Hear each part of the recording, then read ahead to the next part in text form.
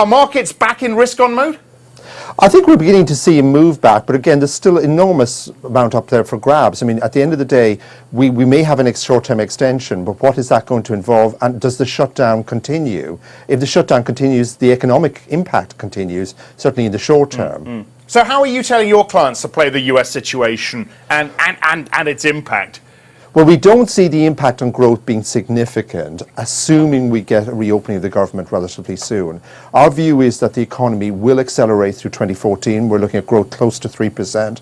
And that's a very benign environment for investors, particularly looking at domestic themes. And our UBS house view is very much focused on domestic themes, both in the US and here in the UK. All right, I'll come to those in a sec. Early this month, you said if the shutdown is short, we'd get the taper in December.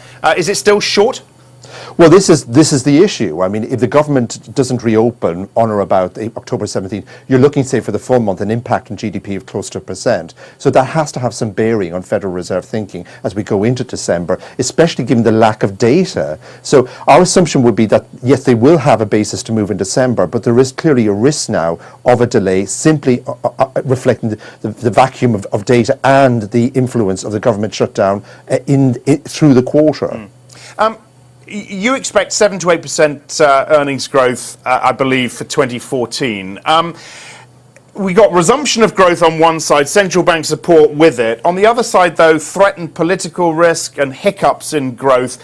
If the latter were to come to the fore, how would that hit your targets?